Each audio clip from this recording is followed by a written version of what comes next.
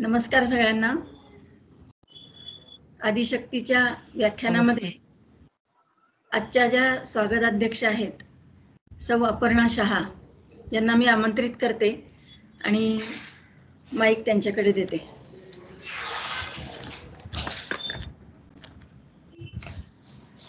नमस्कार. आदिशक्ती ज्योतिर्विद्यालयातर्फे मी अपर्णा दीपेश शहा उपस्थित सर्व ज्योतिषप्रेमी श्रोत्यांचे तसेच आजच्या कार्यक्रमाच्या प्रमुख वक्त्या डॉक्टर शिल्पा अग्निहोत्री यांचे मनपूर्वक स्वागत करते. तसेच आपल्या संस्थेचे श्री सौरभ नाफडे सर यांचेही मी स्वागत करते. आजचं हे 55वं व्याख्यान आहे. 51वं वाक्य आहे. माफ करा. नुकत्याच झालेल्या गुरुपौर्णिमेच्या पार्श्वभूमीवर विद्यालयातर्फे गुरु शिष्य नाते याविषयी व्याख्यान आयोजित करण्यात आले आहे. आदिशक्ती ज्योतिर्विद्यालयाच्या संस्थापक आणि संचालिका ज्योतिषाचार्य डॉक्टर शिल्पा अग्निहोत्री याविषयी भाष्य करते. तत्पूर्वी मी त्यांचा संक्षिप्त परिचय करून देते. उच्च विद्या विभूषित डॉक्टर शिल्पा अग्निहोत्री यांनी MA मध्ये शिक्षण पूर्ण केले आहे.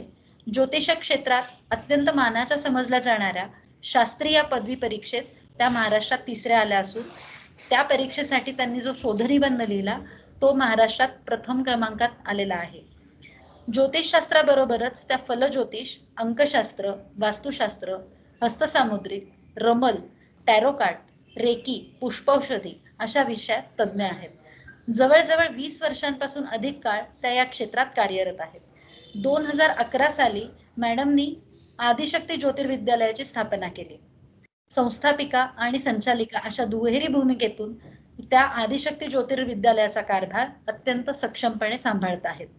विद्यालयात मॅडम स्वतःच्या मार्गदर्शनात कुंडली, अंकशास्त्र, वास्तुशास्त्र, हस्तसामुद्रिक, स्विचवर्ड, झिबू सिम्बॉल याविषयी वर्ग घेतात. त्याचप्रमाणे महाराष्ट्र ज्योतिष परिषदेच्या शास्त्रीय पदवीचे वर्ग आणि परीक्षाही घेतात. अध्यात्म आणि ज्योतिष या एकाच नाण्याच्या 2 बाजू आहेत या स्वानुभवाने प्रेरित होऊन त्या ज्योतिष या संबंधित विषयांवर सखोल आणि अभ्यासपूर्ण मार्गदर्शन करतात. आदिशक्ती ज्योतिर्विद्यालयाखेरीज त्या अनेक संस्थांशी संलग्न असून अध्यक्षा आणि पदाधिकारी अशा अनेक जबाबदाऱ्या त्या समर्थपणे पार पाडतात.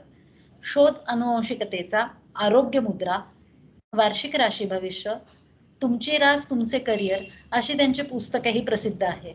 त्याचप्रमाणे अनेक वृत्तपत्र, मासिके, दिवाळी अंक यांमध्ये ज्योतिषाबरोबरच अनेक विषयांवर त्या विपुल लेखन करत असतात. आत्तापर्यंत त्यांच्या कारकिर्दीत त्यांना अनेक मोठ्या आणि मानाच्या पुरस्कारांनी सन्मानित करण्यात आले आहे. त्यामध्ये प्रामुख्याने ज्योतिषाचार्य, राष्ट्रगौरव, सुखकर्ता ज्योतिषी पुरस्कार, महिला ज्योतिषी पुरस्कार, ज्योतिष ज्ञानाचा उत्कृष्ट लेखक पुरस्कार, अखिल ब्राह्मण महासभेचा तेजस्विनी पुरस्कार, ज्योतिष भूषण पुरस्कार, देशस्थ ऋग्वेदी ब्राह्मण शिक्षणोत्तेजक संस्थेचा अभिनव पुरस्कार, फलज्योतिष अभ्यास मंडळाचा मंदाश्री पुरस्कार अशा अनेक पुरस्कारांचा समावेश आहे. अशा बहुआयामी आणि तेजस्वी व्यक्तिमत्व असणाऱ्या उच्च विद्या विभूषित डॉक्टर शिल्पा अग्निहोत्री यांचे मी पुन्हा एकदा मनपूर्वक स्वागत करते आणि त्यांना व्याख्यान सुरू करण्यास विनंती करते.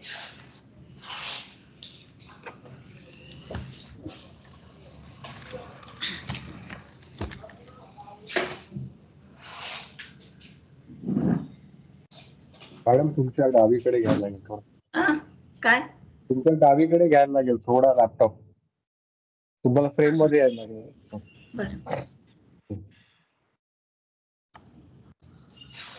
बरं, थोडा हलवावं लागेल. अजून हलवायचं. हा तुमच्या डावीकडे नाही फक्त थोडं. बस. हा थोडा अजून तुम्ही अजून. ठीक आहे. बस ओके मॅडम. धन्यवाद अपर्णा. खरं म्हणजे माझी विशारदची विद्यार्थिनी आणि आत्ताच खरं ज्योतिष क्षेत्रामध्ये चंचू प्रवेश केलेला आहे. पण अतिशय हुशार व्यक्तिमत्व. ही ट्रिपल ग्रॅज्युएट आहे. MBA झालेली आहे. क्रिकेट हे तिचं पॅशन आहे. जर्नलिझम क्षेत्रामध्ये सुद्धा तिने अनेक वर्ष काम केलेलं आहे. म्युझिक क्षेत्रात सुद्धा ती कार्यरत आहे. म्हणजे अष्टपैलू व्यक्तिमत्व जे आपण म्हणतो ना, तर ते हिचं व्यक्तिमत्व आहे असं. तर धन्यवाद अपर्णा, खूप छान ओळख करून दिलेली आहेस. आता आपण माझ्या विषयाकडे वळणार आहोत. नुकतीच गुरुपौर्णिमा झाली, तर प्रथम माझ्या सर्व गुरूंना वंदन करून, श्री गणेशाला वंदन करून मी माझ्या आजच्या व्याख्यानाला सुरुवात करते. आजचा माझा विषय आहे गुरु शिष्य नातं. आता गुरु आणि शिष्य हे दोन्ही आपण जर बघितलं तर अतिशय नाजूक नाते आहेत दोन्हीही. या गुरुनाम गुरु कोण आहेत तर व्यास आहेत. प्रत्येक गुरुच्या अंगी व्यासांचा अंश असतो. त्या व्यासांना सुद्धा मी वंदन करते. मग स्वतः दत्तात्रेयांनी 24 गुरु केले.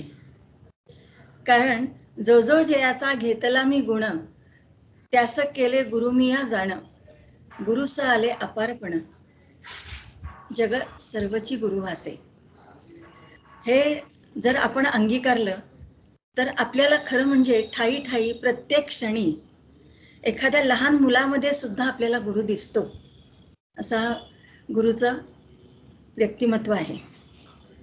आता गुरु शिष्य नातं जर म्हटलं तर ह्या गुरु शिष्य नात्यामध्ये शिष्याची ओळख ही शेवटपर्यंत राहते.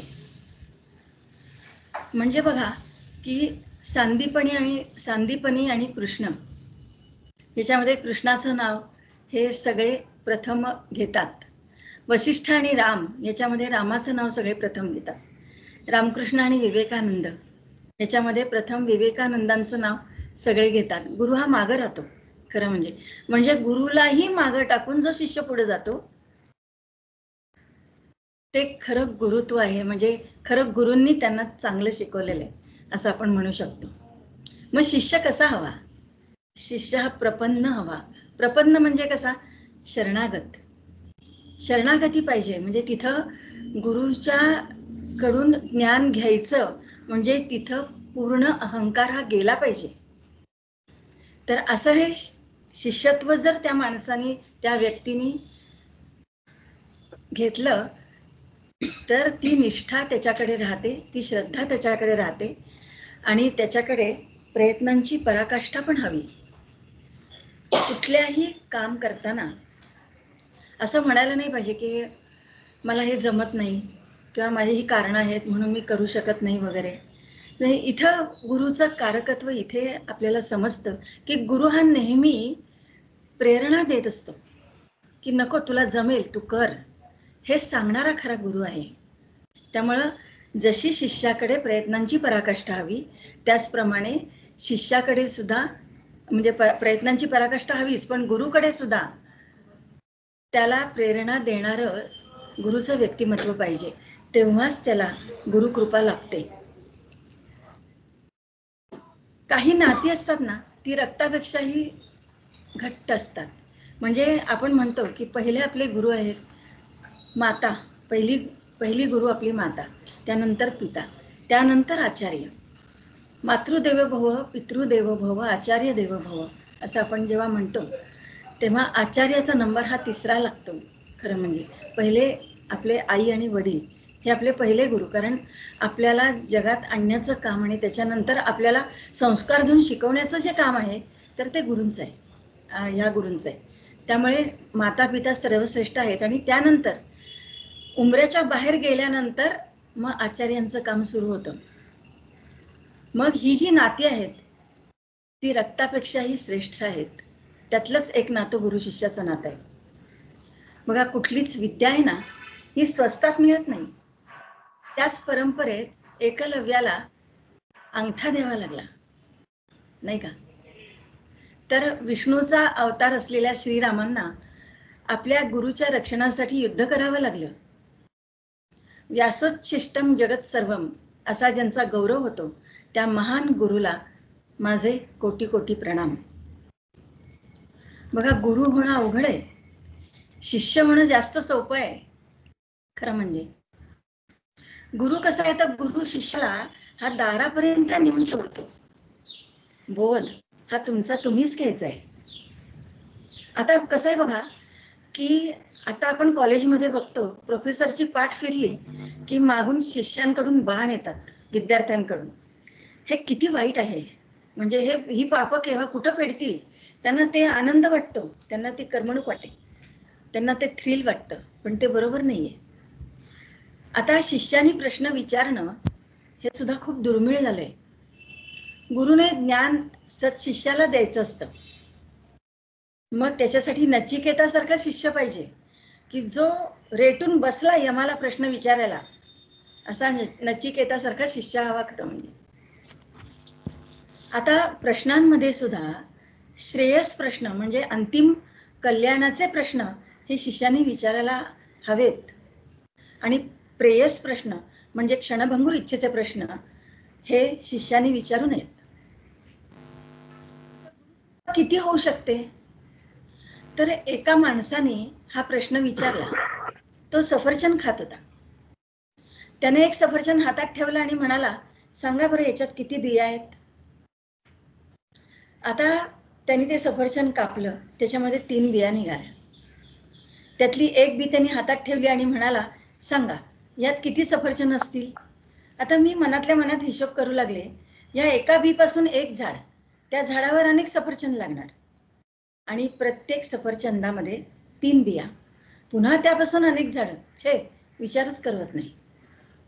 तेव्हा तो समोरचा मनुष्य मला म्हणाला की अशीच गुरुकृपा आपल्यावर सतत बरसत असते. गुरु शिष्य विषय हा गहन विषय आहे बघा. ज्ञान, कर्म आणि भक्ती यांचा संयोग होऊन एक समर्पण होत असतं. ते गुरुरूपाने नांदतं. ज्ञान हे कर्मामुळे शुद्ध होतं, कर्म हे भक्तीमुळे शुद्ध होतं, आणि भक्ती ही अनन्य शरणागतीतून परम पावन होत असते. हे गीतेत सांगितलेलं आहे, आणि हेच गुरुत्व आहे. स्वप्नांच्या दिशेचा प्रवास अतिशय आत्मविश्वासाने करायला जो लावतो तो खरा गुरु आहे. बघा, एक हिंदी सुभाषित आहे, मंजिलें उन्हीं को मिलती है जिनको गुरु का ज्ञान अच्छा होता है. गुरु ये समझता है पंखों से नहीं, गुरु ये समझाता है पंखों से नहीं हौसलों से उड़ान होती है. और ये हौसला देने वाला कौन होता है, ये हौसला देने वाला गुरु होता है. बघा, गुरु नेहमी सांगत असतात, तुम्हाला खरंच काही करायचं असेल तर तुम्हाला मार्ग सापडेल. तुम्हाला काही करायचंच नसेल तर तुम्हाला सबब सापडेल. काळजी करू नका. काळजी केल्यामुळे उद्याचं दुःख कमी होणार नाहीये, तर आजच्या दिवसाची ताकद कमी होणार आहे. हे लक्षात ठेवा. कारण आनंदी वृत्तीमुळे तुमच्या व्यक्तिमत्वामध्ये माधुर्य येतं. तुम्ही आनंदी असाल तर लोक तुमच्याकडे येतात, तुमच्या अवतीभोवती राहतात. जो चौकोनी चेहरा करून बसतो किंवा सतत दुःखी असतो ना, त्याच्या आसपास कुणी जात नाही. त्यामुळे आनंदी वृत्ती राहिली पाहिजे. प्रयत्नांमुळे तुम्ही स्थिर आणि शक्तिशाली व्हाल, दुःखामुळे तुम्ही माणूस राहाल, आणि अपयशामुळे तुम्ही नम्र व्हाल. यशामुळे तुम्ही चमकत राहाल, पण फक्त परमेश्वरामुळे चालू राहील तुमचा जीवन प्रवाह. म्हणजे परमेश्वराला मानायलाच पाहिजे, पण परमेश्वरापर्यंत पोहोचवणारा जो आहे तो गुरु आहे, हे लक्षात घ्या. असं कबीराचा एक दोहा आहे की त्यांनी असं सांगितलेलं आहे कबीरानी, की गुरु आणि परमेश्वर दोघंही समोर आले तर पहिला नमस्कार कोणाला करायचा. तर असं सांगितलेलं आहे की पहिला नमस्कार हा गुरुला करायचा, कारण गुरु हा परमेश्वरापर्यंत पोहोचवणारं तुमचं माध्यम आहे. त्यामुळे पहिला नमस्कार गुरुला. बघा, क्षितिजा पलीकडे झेपावण्याची जिद्द निर्माण करणारा तो गुरु आहे. कारण क्षितिज हे साधनेसाठी उत्कृष्ट उदाहरण आहे. क्षितिज म्हणजे काय, की आपल्याला लांबून दिसतं की जिथं आभाळ टेकलेला आहे त्याला आपण क्षितिज म्हणतो. आणि साधना ही अशी आहे की त्या क्षितिजापर्यंत गेल्यानंतर पुढे आणखीन आभाळ कुठेतरी दुसरीकडेच टेकलेलं आहे. म्हणजे साधनेला मर्यादा आहे का? तर साधनेला मर्यादा नाही. पण हे साधन तुम्हाला साधनेपर्यंत नेऊन पोचवणं, त्याचं शिक्षण देणं, त्याची साधना करून घेणं तुमच्याकडून, हे जे काम आहे हे गुरुचं काम आहे. त्यामुळे क्षितिजा पलीकडे झेपावण्याची जी जिद्द आहे तर ती गुरुकडे आहे. गुरु अध्यात्माच्या पायऱ्या चढायला मदत करतो. बघा, अध्यात्म म्हणजे निष्क्रियता नाहीये. बघा, हे जे अंधश्रद्धावाले असतात ना, काय माळ घेऊन बसता, किती जप करता, त्यात काय अर्थ आहे, काय त्या प्रवचनाला जाता, काय त्या कीर्तनाला जाता, असं ते सगळे लोक, काही जी नास्तिक लोक असतात ते म्हणत असतात. पण ही निष्क्रियता आहे का? नाही आहे. ही निष्क्रियता नाही, तो परमात्म्यावरचा विश्वास आहे. खरं म्हणजे जगातल्या चांगल्यावरचा तो विश्वास आहे. आणि जगाचं मिथ्यत्व म्हणजे जग हे मिथ्या आहे, ही माया आहे, हे सगळ्या संतांनी सांगितलेलं आहे. हा मिथ्यत्व विचार हा जरी असला तरी सुद्धा परमात्म स्वरूपाचे ज्ञान न झालेल्यांसाठी तो एक महत्वाचा साधन आहे. म्हणून संतांनी प्रपंचाचा विचार करतच परमार्थाचं चिंतन करायला सांगितलेलं आहे. म्हणून आपलं पारमार्थिक जीवन किती समृद्ध झालंय याची कसोटी म्हणजे आपला प्रपंच आहे. आमच्या समोर भट काकू राहत होत्या, तर नेहमी सांगायच्या बरं का, मला शेजार फार चांगला मिळाला, अध्यात्माचा शेजार होता. सासूबाई काही बोलल्या आणि तर मी त्यांना कधीतरी सांगायचे की त्या आज असं बोलल्या आणि मी त्यांना असं उत्तर दिलं. मला म्हणायचं, तू नापास, तू उलट बोलली ना त्यांना, तू नापास, असं त्या मला म्हणायच्या. अध्यात्मातलं हे जे गुरूंचं शिकवण आहे, प्रत्येक माणसामध्ये एक गुरुतत्व आहे आणि तो काहीतरी म्हणजे परिस्थितीनुरूप तो मनुष्य असा पटकन काहीतरी बोलून जातो ना, ते आपल्याला तसं ज्ञान होऊन जातं. त्यामुळं पारमार्थिक जीवन किती समृद्ध झाले आहे, आपलं किती समृद्ध आहे याची कसोटी म्हणजे प्रपंच आहे. मग समर्थ रामदासांनी तेच सांगितले ना की आधी प्रपंच करावा नेटका, मग घ्यावे परमार्थ विवेका, असं सांगितलेलं आहे. त्यामुळे प्रत्येक व्यक्तीमध्ये एक आत्मिक शक्ती ही सुप्तावस्थेत असते आणि ती जागृत करून तिचा सदुपयोग कसा करावा हे आपल्याला गुरु सांगत असतो. धर्म, अर्थ, काम आणि मोक्ष या प्रत्येक टप्प्यावर आपल्याला गुरुची साथ लागते. हा सर्व कृतींची, हालचालींची देवता ही कोण इतर सरस्वती आहे आणि आपली कृती निर्दोष आणि योग्य वेळी व्हाव्यात ह्यासाठी तिचा वरदहस्त हा आपल्यावर हवाच. त्यासाठी गुरुचं माध्यमच आपल्याला उपयोगी पडतं. त्यामुळं पहिलं पाऊल प्रयत्नांचं हे सांगणारा जो आहे तो गुरुच आहे. बघा, गु या अक्षराने अज्ञानरूपी अंधकार दूर होतो आणि ह्या ज्ञा या शब्दाने ज्ञानरूपी प्रकाश पाडला जातो. या दोन अक्षरांच्या एकत्रीकरणाने परब्रह्मरूपी गुरुतत्वच निर्माण होतं. गुरुला परब्रह्म म्हटलेलं आहे. गुरुकृपा लाभलेल्या सच्शिष्याच्या आयुष्याचं सार्थक होतं. मात्र यासाठी तो सच्शिष्य हवा, म्हणजे त्यांनी गुरुला मानायला हवं. संपूर्ण समर्पण हे जिथं आहे ना तिथे यश आहे.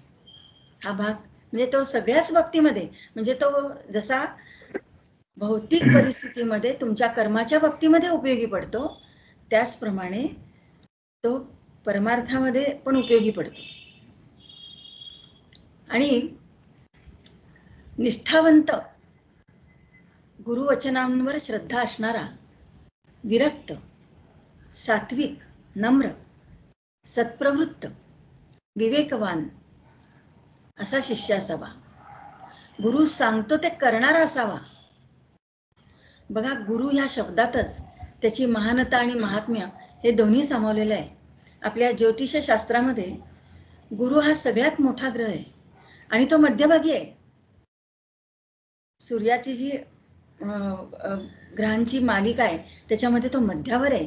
त्यामुळे त्याचं चुंबकत्व एवढं आहे की प्लुटो सुद्धा म्हणत नाही की मी इकडे तिकडे फिरून येतो, बरोबर त्या चुंबकाने तर तो सूर्याभोवतीच फिरतो. म्हणून मध्यभागी गुरु ठेवलेला आहे, हे लक्षात घ्या. गुरु म्हणजे कोण? आपण गुरु म्हणजे आपण म्हणतो आपल्यापेक्षा मोठा, आपल्यापेक्षा थोडंसं जास्त ज्ञान असणारा, वडीलधारा, थोर. खरं म्हणजे गुरु हे एक तत्व आहे आणि म्हणूनच ते सर्वव्यापी आहे. देवांपासून राक्षसांपर्यंत आणि दानवांपासून मानवापर्यंत कुठेही तुम्ही संचार केलात तरी गुरु हा असणारच आहे. त्यामुळे आपल्या पत्रिकेतही गुरुग्रह आहेच. आध्यात्मिक जगाची वाट दाखवून त्याची ओळख करून देणाराही गुरुच आहे. गुरुचा संबंध थेट प्रत्यक्ष जीवनाशी आणि घडोघडी क्षणोक्षणी येतो. जो संकेत देवादिकांनाही टाळता आला नाही, त्या गुरुच्या अनिवार्यतेबद्दल आपण काय बोलणार? खरं म्हणजे मानवी जीवनामध्ये विद्येचा श्री गणेश हा आपोआप होत नाही, त्यासाठी गुरुच लागतो. गुरुचा वरदहस्त असल्याशिवाय धडपडणं, मार्गक्रमणा करणं केवळ अशक्य आहे. गुरुचं श्रेष्ठत्व हेच शिष्याला उच्च पदापर्यंत घेऊन जातं.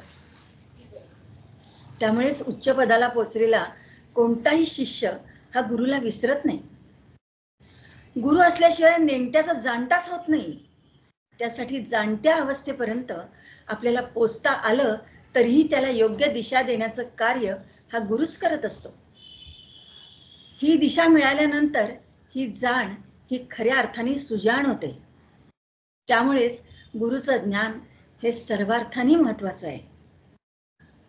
बघा, गुरुचं महत्व एवढं आहे ना की उपनिषदामध्ये गुरुचा अर्थ काय दिलाय माहितीये का तुम्हाला?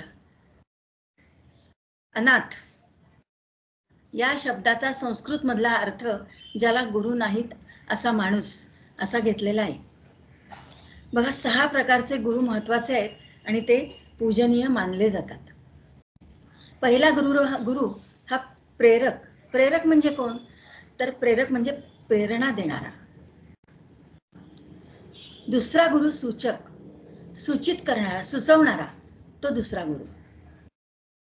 गुरु वाचक, जो तोंडाने बोलून दाखवतो, तर तो वाचक गुरु. चौथा गुरु हा दर्शक. दर्शक म्हणजे मार्ग दाखवणारा, हा चौथा गुरु आहे. पाचवा गुरु आहे बोधक. बोधक म्हणजे बोध देणारा, करून देणारा. आणि 6वा गुरु आहे शिक्षक, जो तुम्हाला शिकवतो, तो शिक्षक. शिक्षक हा पण एक गुरुच असतो. या सगळ्यांमध्ये बोधक प्रकारातला जो गुरु आहे ना, तो सर्वश्रेष्ठ मानला जातो. या सद्गुरूंच्या 5 लक्षणांचा उपनिषदांनी केलेला विचार आजही लागू पडतोय. ज्यांच्या उपस्थितीमध्ये ज्ञान वृद्धिंगत होतं, गुरूंच्या उपस्थितीमध्ये दुःख कमी होतं, दुःख हलकं होतं.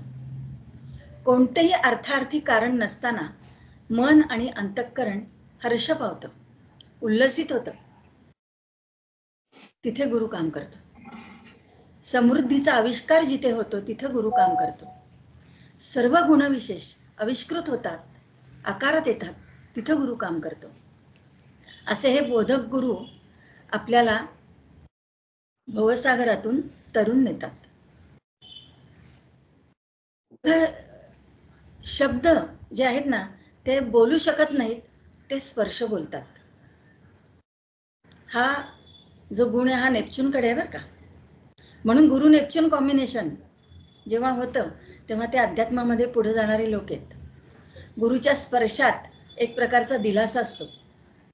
बघा, कुसुमाग्रजांची कविता तुम्हाला माहिती आहे की पूर आल्यानंतर तो गुरूंकडे गेलेला आहे, गुरूंनी खिशात हात घातलाय, तर तो फक्त म्हणतोय की मदत नकोय मला, पाठीवर हात ठेवून फक्त लढ म्हणा. हा म्हणणारा शिष्य आहे.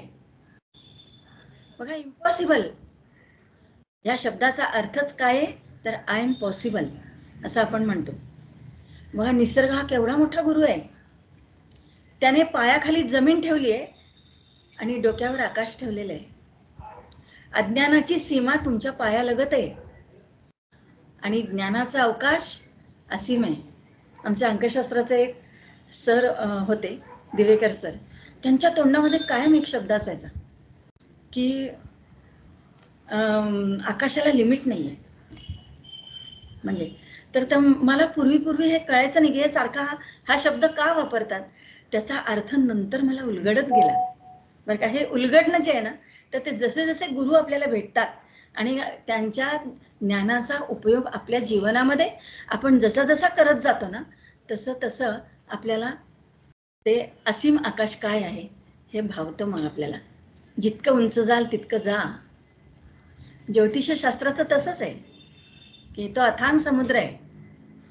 सकाळीच क्लासमध्ये मी सांगितलं की तो अथांग समुद्र आहे. डुबकी मारा, जेवढी रत्न हातामध्ये येतील तेवढी घेऊन या, अभ्यास करा, संशोधन करा, पुन्हा डुबकी मारा, पुन्हा संशोधन करा.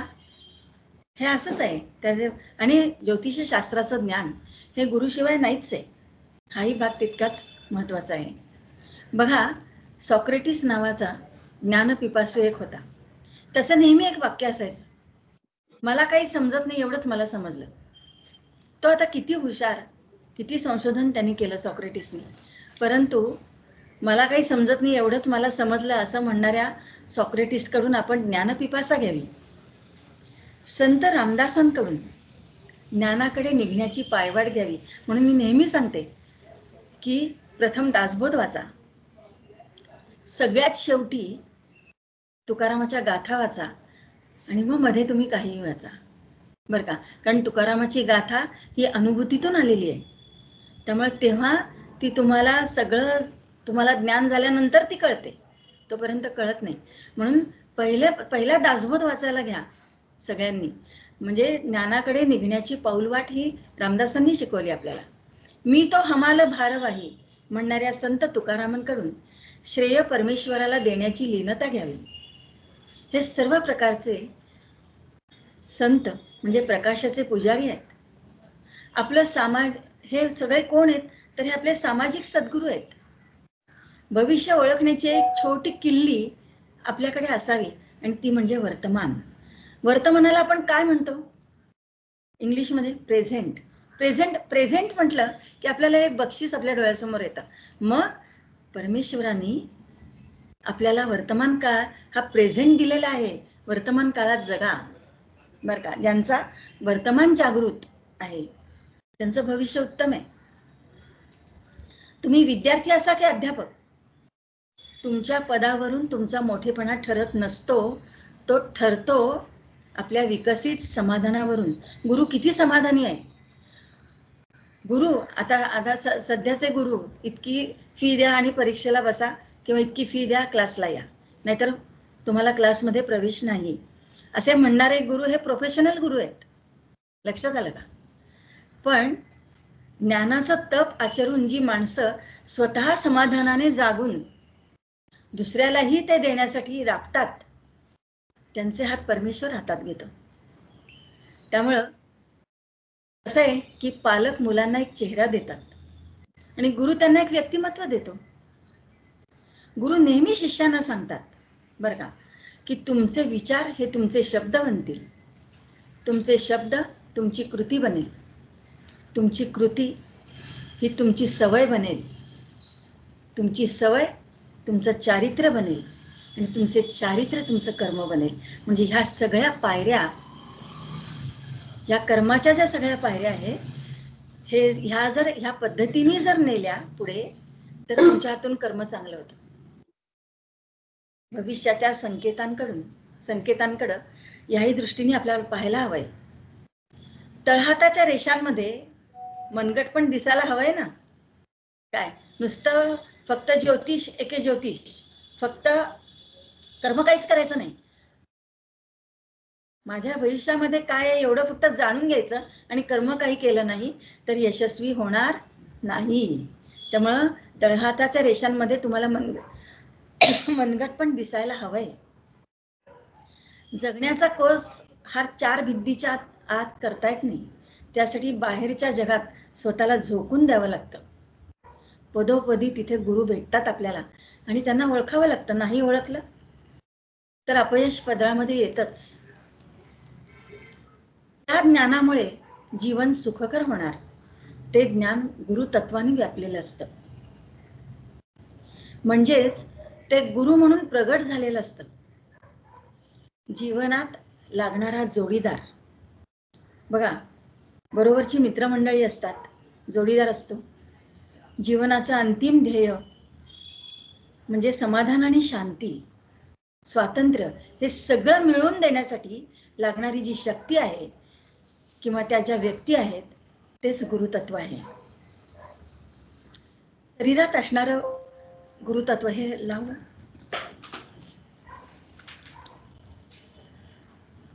शरीरात असणारं जे गुरुतत्व आहे, भ्रूमध्यामागे मेंदूत असलेल्या, इकडे नाही, पुढे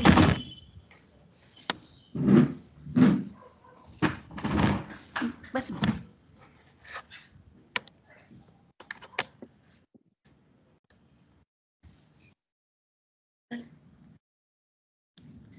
शरीरात असणारं जे गुरुतत्व आहे ते भ्रूमध्यामागे मेंदूत असलेल्या पिनियल पिच्युटरी या ग्रंथीमार्फत चालणाऱ्या व्यवहाराशी हे समानता दाखवतं. एकूण शरीरावरची जी सत्ता आहे या ठिकाणी असलेल्या ग्रंथींमुळे आणि त्यातून निघणाऱ्या संदेशांमुळे आणि त्यातून निघणाऱ्या हार्मोन्समुळे सगळे शरीराचं आपलं काम चालतं. तसंच गुरुचं काम चालतं. गुरु म्हणजे काय? तर गुरु म्हणजे एक प्रकारचं संरक्षण आहे. गुरु म्हणजे दर्शन आहे. गुरु म्हणजे लहान मुलाला प्रथम बोट धरून चालण्यासाठी प्रवृत्त करणारी शक्ती आहे. गुरु म्हणजे आत्मज्ञान आहे. मग हे आत्मज्ञान करून देऊन समाधान आणि शांती देणारी शक्ती म्हणजे गुरु आहे. गुरु हा कर्मबंधनातून मुक्ती देणारी शक्ती आहे. सद्गुरूची आवश्यकता असतेच, पण गुरुतत्व हे अंशरूपाने सगळ्यांच्या मध्ये असतं. त्यामुळं शिक्षक हा गुरु म्हणून जेव्हा प्रगट होतो ना, तेव्हा पूर्णत्वाने सद्गुरू पण आठवावा आपण, तेव्हाच जीवनाला आपल्या खरा अर्थ प्राप्त होतो. पुस्तकांच्या माध्यमातून किंवा व्याख्यानामधून आपल्याला माहिती मिळणं शक्य असतं, पण ज्ञानाला अनुभवाची जोड लागते आणि ही माहिती लक्षात ठेवलेली असते. गुरूंच्या ह्याच्यामध्ये आता तुम्हाला जेव्हा मी शिकवते त्यावेळेस मी माझे अनुभव किती सांगत असते की ह्या पत्रिका बघितल्या, असा तो मनुष्य होता, हे असं ग्रहमान होतं आणि त्यामुळे असं असं त्याच्या आयुष्यामध्ये घडलं. हे आत्तापर्यंतच्या माझ्या या अनुभवावरून जेव्हा मी सांगते तेव्हा तुम्हाला तो विषय जास्त लवकर कळतो. बरोबर आहे का नाही? त्यामुळं कसं आहे की ज्ञान हे स्वतः सिद्ध झालेलं असतं आणि तसं होण्यासाठी ही गुरूंची आवश्यकता असते. म्हणून शास्त्राभ्यास करण्यासाठी शास्त्राच्या साह्याने स्वतःचं आणि इतरांचं जीवन संपन्न होण्यासाठी आपल्याला गुरु पाहिजे. आता कलियुगामध्ये प्रथम उपासना कोणाची करायची? खूप प्रश्न येतात आपल्याला उपासनेच्या संदर्भामध्ये. तर प्रथम देवीची उपासना, कारण ती शक्ती आहे. देवीची उपासना, गणेशाची उपासना आणि दत्ताची उपासना, या देवांची उपासना भोग आणि मोक्ष देणारी आहे. बघा, अत्रिनंदनाचा हा अवतार त्रेतायुगातला आहे. ज्याच्यावर कृपा करायची त्यालाच तो आपलं खरं रूप दाखवतो. ईश्वर कृपेने सद्गुरूंची भेट होते. उगीच सद्गुरू कोणालाही भेटत नाहीत. खरं म्हणजे असं म्हणतात की आपण नाही गुरु करायचा, गुरु आपल्याकडे येतात, बरं का. तर हा केवढा मोठा भाग आहे. मग गुरु आपल्याकडे येण्यासाठी तेवढं आपली साधना केवढी पाहिजे, नाही का? तर आपल्याला गुरु भेटतात ते. त्यामुळं स्थूलातले जे सद्गुरू आपल्या हृदयात राहणाऱ्या परमेश्वराची भेट आपल्याला घडवून देतात. अत्रिनंदन हे आदिगुरु आहेत.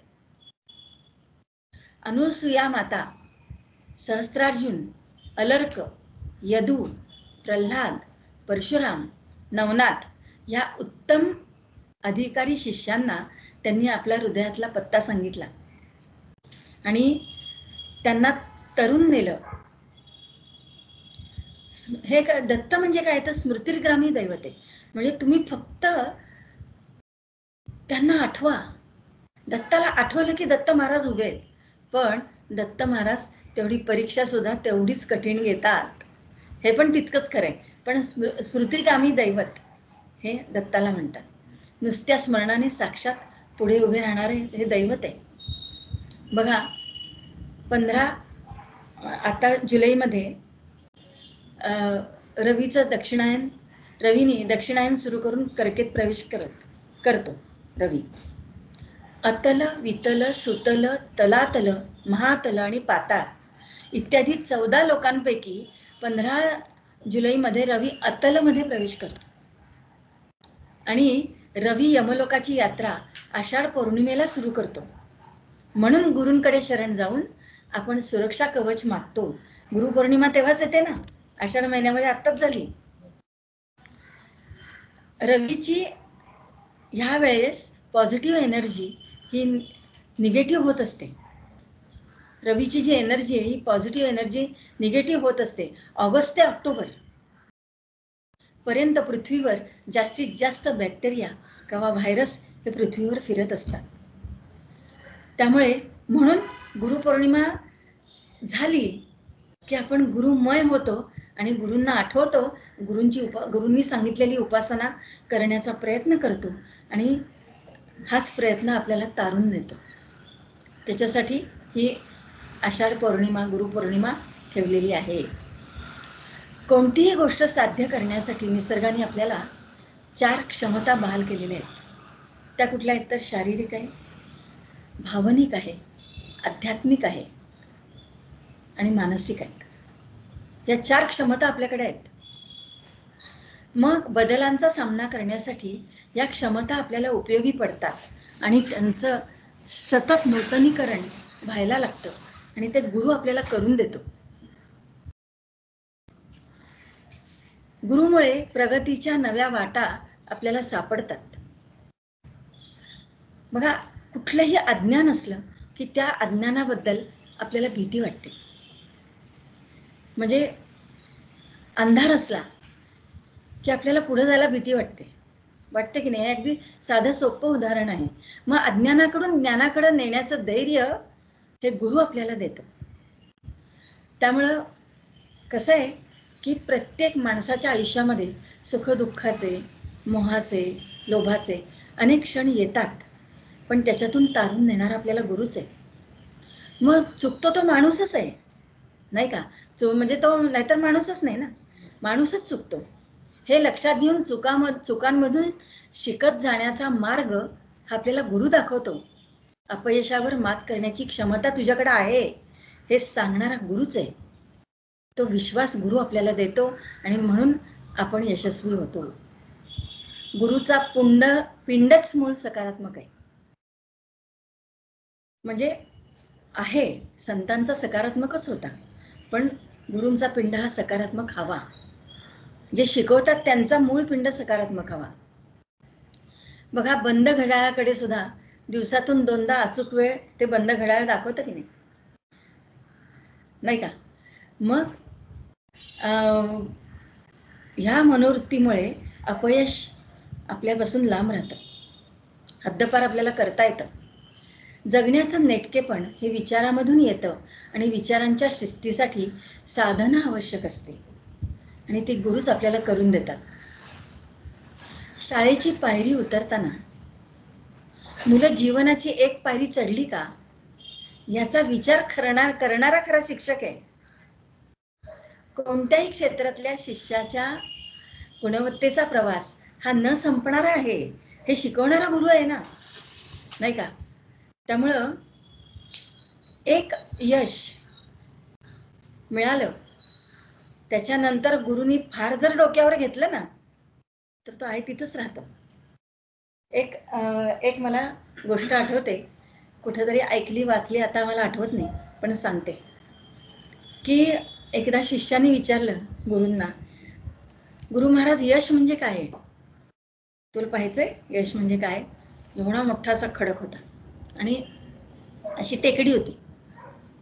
मी सांगतो ते करणार, यश म्हणजे काय तुला पाहायचंय म्हणला हा जो खडक आहे ना तो रेटत रेटत रेटत वरपर्यंत न्यायचा. तिथंच मी तुला सांगतो यश काय आहे. लक्षात आलं का? तो म्हणतो आता गुरुनी सांगितलंय न्यायलाच पाहिजे. तो नेतो, घामाघूम श्वास लागतो, भरपूर कष्ट होतात त्याला. तो टेकडीवर नेऊन ठेवतो. गुरु तिथे जातात, दे म्हणतात ढकलून आता खाली. तो म्हणला एवढ्या कष्टाने हा खडक मी वरती नेला आणि आता गुरु सांगतात ढकलून दे. त्याला काही समजतच नाही त्याला, पण देतो ढकलून. तो म्हणतो आता सांगा यश म्हणजे काय. तो म्हणतो, गुरु सांगतात की हे जे कष्ट करून तू मिळवलं आणि तू खडक इथपर्यंत आणलास की नाही, ते तुझं यश आहे. पण तिथं जर तू मी आणलं, मी एवढे कष्ट केले, माझ्यामुळे हा खडक इथं वरती आला, हे जर तू हा जर अहंकार ठेवला तर तो खडक कसा सहज गेला की नाही, 1-2 मिनिटात खाली गेला. जेवढ्या कष्टाने तू वरती नेलास, एका सेकंदामध्ये तो खाली आलेला आहे. हा अहंकार तुम्ही जपलात ना तर तुम्ही यश कधीच मिळवू शकत नाही.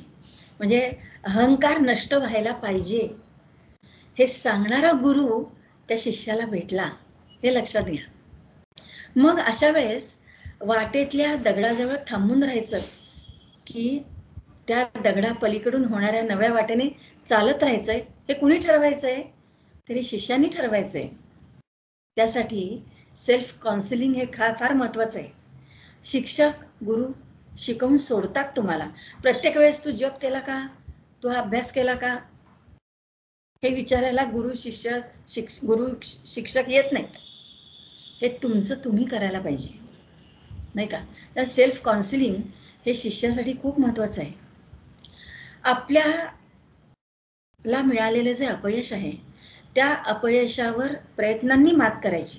खरं तर आयुष्यामध्ये मिळालेल्या दुसऱ्या संधीच्या वेळी आपण आणखी प्रगल्भ झालेलो असतो आणि चढाईचं बळ या दुसऱ्या संधीमध्ये जास्त असतं, कारण तो अनुभव असतो मागचा पाठीशी. त्यामुळे हे लक्षात घ्यायला हवं शिष्यांनी. आपल्याला काही मिळवायचं असेल तर मी नाही तर दुसरं कोण, आणि आत्ता नाही तर केव्हा, हे 2 प्रश्न शिष्याने नेहमी स्वतःला विचारावेत. बघा, तासनतास मनोरंजन. आता सध्या व्हॉट्सअप आहे, व्हॉट्सअपवर चकाट्या, इकडचा मेसेज तिकडं फॉरवर्ड, काय तासनतास जेवण, असंच पाहिजे तसंच पाहिजे, लोळणं, आळस, या सगळ्याची बेरीज ही पुढे काय होते? चिंताजनक होते. चिंताजनक परिस्थिती त्यामुळे निर्माण होते. आणि मग दोष तो मनुष्य कुणाला देतो?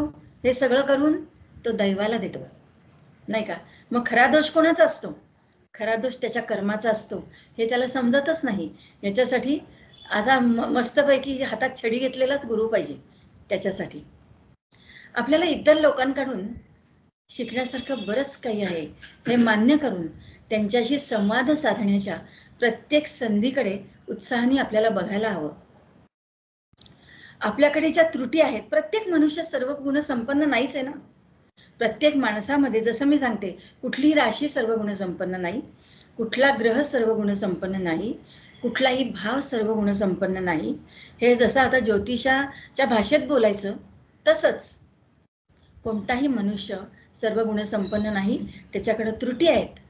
मग त्याकडे लक्ष देण्याच्या बरोबरच स्वतःच्या बलस्थानांकडे बघणं पण महत्वाचं आहे ना. पॉझिटिव्ह थिंकिंग याला मी म्हणते. मी स्वतः खूप पॉझिटिव्ह आहे. नकारात्मक विचार हे मनामध्ये आले की ती विश्वातली शक्ती तुम्हाला तशीच घडवते. लक्षात आलं का? याचंच व्याख्यान मी पुढे देणार आहे तुम्हाला. तेच देणार होते आज, परंतु गुरुपौर्णिमेच्या निमित्ताने आज हे व्याख्यानाकडे मी आले. खरं म्हणजे शिष्य कसा पाहिजे? तर शिष्य चौकस हवा, त्याच्याकडे निरीक्षण क्षमता जबरदस्त पाहिजे.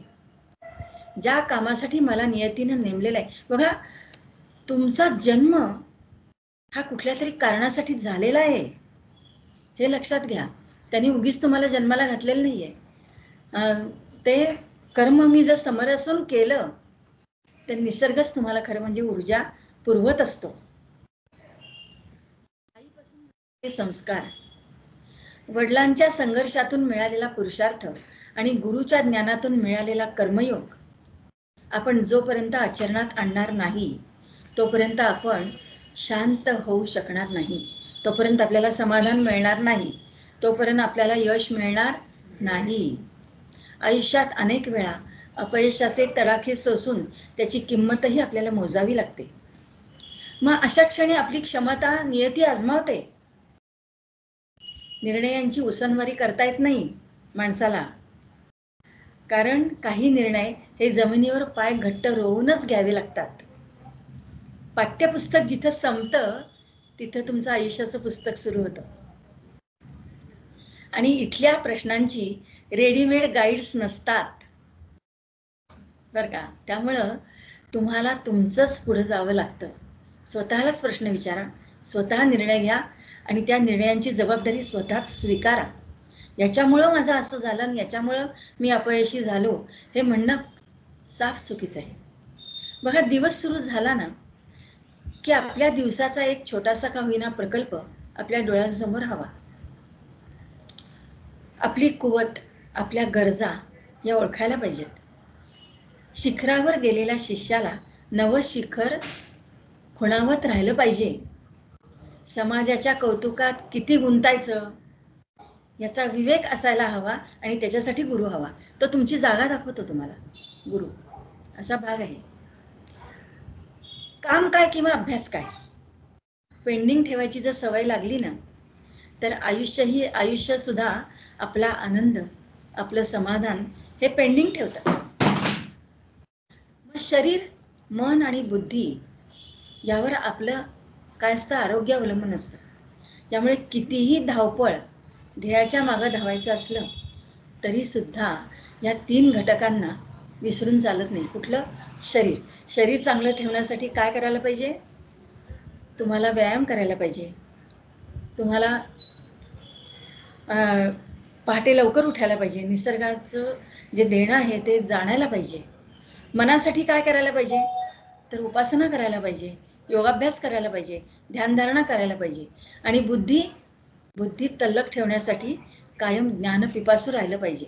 या 3 घटकांना विसरून आपल्याला चालत नाही. आणि या 3 घटकांना तुम्ही विसरू नका ह्याच्यासाठी आपल्याला सांगणारा गुरु लागतो. बघा, अपयशावर रोज काम आपल्याला करावं लागतं. ते हातात घेऊन त्यावर परिश्रम करा हे गुरूंचं सांगणं हे शिष्यांनी लक्षात ठेवायला पाहिजे. हेलन केलर तुम्हाला माहिती आहे, रेडियमचा शोध लावलेली. तिच्या गुरुचा त्याग फार महत्वाचा आहे. हेलन केलरच्या. हेलन केलर तुम्हाला माहिती आहे, तिला दिसत नव्हतं, ऐकायला येत नव्हतं. काय अशा बाईला शिकवायचं म्हणजे त्या गुरूंचं केवढं कौशल्य आहे नाही का. त्यामुळं पण ती केवढी घडली. गुरुनी संपूर्ण समर्पण, म्हणजे शिष्याचं समर्पण गुरुसाठी लागतं खरं म्हणजे. पण हेलन केलरच्या गुरूंनी तिच्यासाठी समर्पण केलं, कारण तिच्यातला जो स्पार्क आहे तो स्पार्क गुरूंनी ओळखलेला होता. उगीच रेडियमचा शोध लावलेला नाहीये, लक्षात आलं का. पण मग हेलन केलरचं एक वाक्य आहे, खूप छान वाक्य आहे, म्हणजे आपण घेण्यासारखं वाक्य आहे. ते म्हणजे कुठलं, की आयुष्यामध्ये आपल्या जेव्हा एक दार बंद होतं ना तेव्हा दुसरं उघडलेलं असतं. आपण त्या बंद दाराकडेच बघत बसतो आणि ते इतक्या वेळ बघतो की आपल्यासाठी दार उघडलंय याची आपल्याला जाणीव सुद्धा होत नाही. तेव्हा एक दार बंद झालं तर दुसरं दार उघडलेलं आहे, त्या बंद दाराकडे सोडून द्या, उघडलेल्या दाराकडे बघा. हे तिच्या गुरूंनी तिला शिकवलेलं आहे. हेनरी फोर्ड माहिती आहे तुम्हाला, तो म्हणतो की जो शिकायचं नाकारतो तो माझ्या मते म्हातारा आहे. मग त्याचं वय 80 असो किंवा 20, शिकायलाच पाहिजे. शिक्षण हे फार महत्वाचं आहे. प्रत्येक क्षणाक्षणाला शिक्षण इथं आहे. बघा, ही उदाहरणं आहेत अशा शिष्यांची ज्यांच्या हातात प्रथम काहीच नव्हतं आणि त्यांनी स्वकर्तृत्वानं उभं केलेलं जग हे इतकं दैदिप्यमान होतं की जग आता त्यांना मानतं. आईचं प्रेम आणि बापाचं छत्र नसलेला बराक नावाचा पोर अमेरिकेचा राष्ट्राध्यक्ष होता. काम करणारे धीरूभाई अंबानी करोडोंचं साम्राज्य उभारतात. कॉलेजमध्ये प्रवेश फीसाठी पैसे नाहीत आणि म्हणून बहिणीचे दागिने गहाण ठेवणारे अब्दुल कलाम राष्ट्रपती पदापर्यंत जातात. उगीच गेलेले नाही आहेत.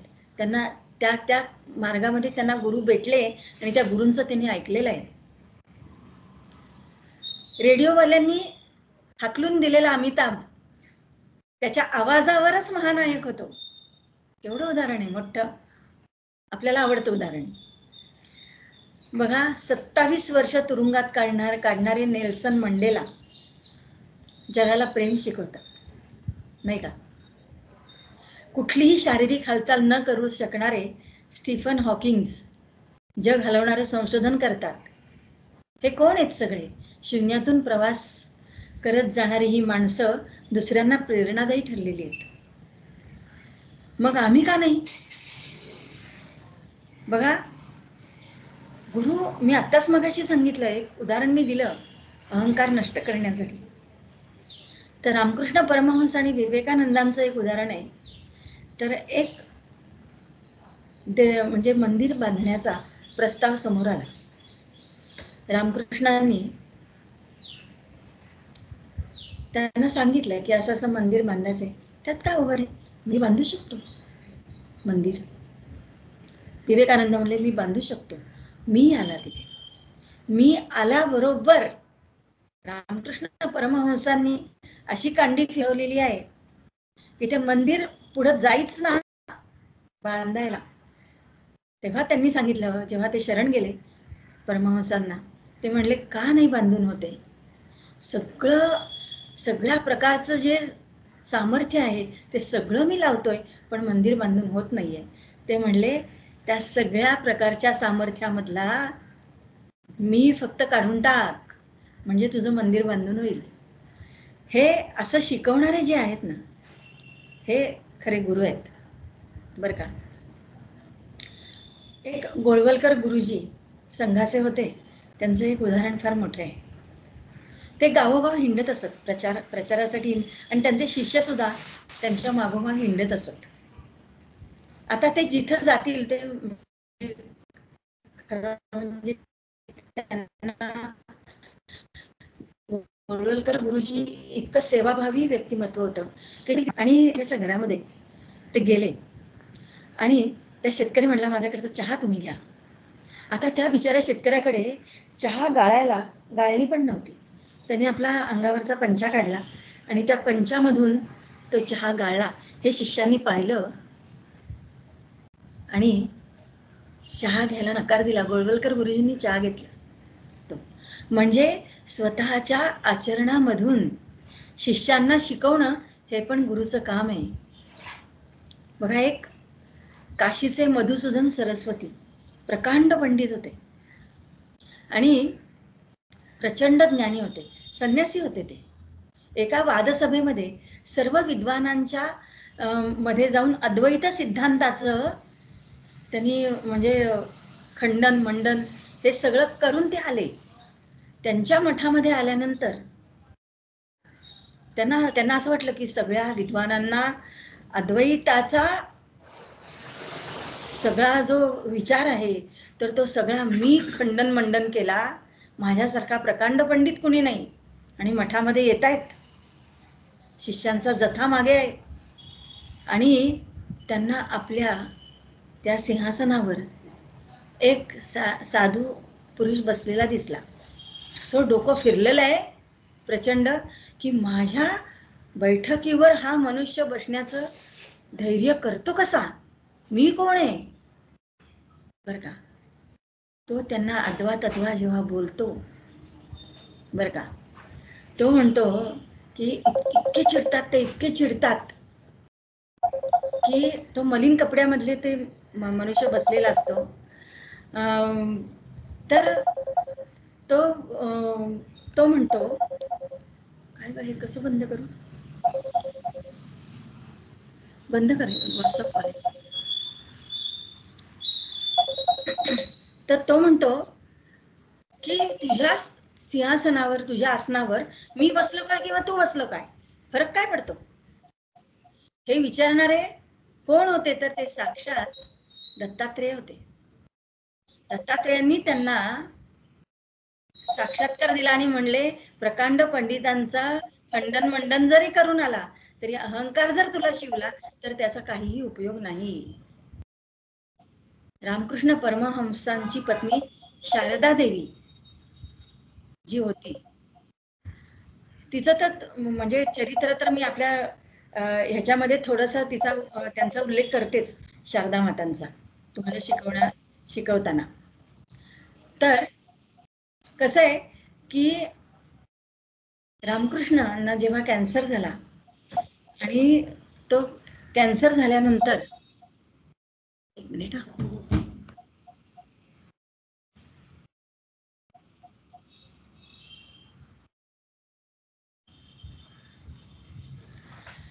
जेव्हा शेवटच्या क्षणाला शारदा माता त्यांच्या शेजारी बसल्या होत्या आणि आता नवऱ्याचे प्राण वाचत नाहीत हे बघितल्यानंतर त्यांना रडायला आलं, डोळ्यात अश्रू आले त्यांच्या. त्या अवस्थेमध्ये सुद्धा रामकृष्ण परमहंस म्हणजे गुरुच मानलं होतं शारदा देवींनी परमहंसांना. त्या अवस्थेमध्ये सुद्धा रामकृष्ण परमहंस त्यांना म्हणतायत, काय शरीरावर प्रेम करते, मी चाललो म्हणजे काय, एवढं मी तुला आतापर्यंत हेच शिकवलं का, माझं शरीर चाललंय, हे करण्याचं काही आवश्यकता नाहीये, दुःख करण्याची आवश्यकता नाही. एवढं मरणासन्न अवस्थेमध्ये सुद्धा त्यांनी शारदा मातांना हा संदेश दिलेला आहे. हा खरा गुरु आहे. आज आणि आत्तावर ज्याला स्वार होता येतं ना, तोच खरा शिष्य आहे खरं म्हणजे. आता कूस बदलून नवी पहाट पाहू इच्छिणाऱ्यांना शिष्यांनी झडझडून जागं व्हायला पाहिजे.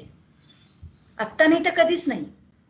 आत्ताच हवा आत्मविश्वास, आत्ताच हवी चिकाटी, आत्ताच हवी नम्रता, आत्ताच हवा जबरदस्त आशावाद, आत्ताच निरंतर उत्साह.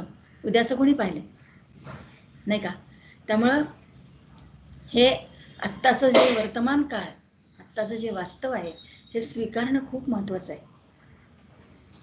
Future belongs to him who knows how to wait. यशासाठी प्रतीक्षा करण्याची तयारी असेल तरच त्याचा भविष्य उज्ज्वल असतो. तेव्हा जीवनात योग्य संधीची वाट पाहण्या इतका संयम हा असलाच पाहिजे. ग्रह त्या वेळेसच फळ देणार आहेत ना. तुम्ही पुष्कळ म्हणला नाही आत्ता पाहिजे आत्ता पाहिजे, काही होणार नाही. लक्षात आलं का? सगळ्याला म्हणजे त्या बालकाला मातेच्या उदरातून बाहेर यायला सुद्धा 9 महिने वाट पाहायला लागते. काय तोपर्यंत जर भोग आहे तर भोगायलाच लागतंय. मग शिष्याचा दृष्टिकोन कसा पाहिजे? लाभल्या खडकातही मी पिंपळाचे झाड होईन, लाभल्या खडकातही मी पिंपळाचे झाड होईन, रोवून हे पाय खाली पाषाण फोडून येईन. दाबणारे कैक असतील, दाबणारे कैक असतील, दगड धोंडे फक्त माथी. खूप तुम्हाला मागे ओढणारे खूप असतात. मी फटी शोधून त्यातील गगन वेडा वृक्ष होईन. बरं का? असं अशी मनोवृत्ती जर शिष्याची असेल ना तर कितीही होऊ देत ना, कितीही संकट येऊ देत, किती अडचणी येऊ देत, काहीही फरक पडत नाही. म्हणून गुरु काय म्हणतात, तुमच्या स्वप्नांना कधीही सांगू नका तुम्हाला अडचणी आहेत, पण तुमच्या अडचणींना हे नक्की सांगा की तुमची स्वप्न किती मोठी आहेत. तर हा भाग, हा शिकवणारा जो गुरु जर असा भेटला ना तर त्या शिष्याचं अगदी मस्त कल्याण होते. कुंभाराची एक गोष्ट आहे, गोरा कुंभाराची.